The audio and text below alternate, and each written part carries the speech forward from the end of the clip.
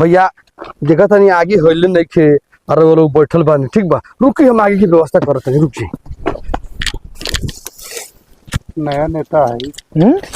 अरे भैया फुक चलाइयो दिन हम सब लेके चली ले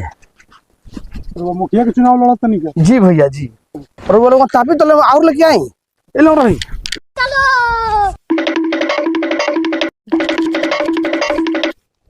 होली भैया तापी लोगन 2026 में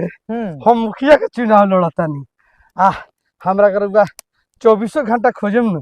तरह सेवा में हम हाजिर रहे जी जी भैया हाई एहसान रुआ कोई ठंडी ठीक के बा। टाइम में हमने बुलाए वाला बानी सो अब के हमरे के वोट दे हम लोगन ये मुखिया जी खाए ला ना मिली हई दे दे हम अरे ओकरा ला कोनो चिंता मत करी लेकिन ओकरा वोट अब हमरे के दे। पूरा बिल्कुल पूरा मुखिया जी जिंदाबाद मुखिया जी जिंदाबाद मुखिया जी विजयी एकदम विजय विजय मुखिया जी ऐसा ही मेहनत करी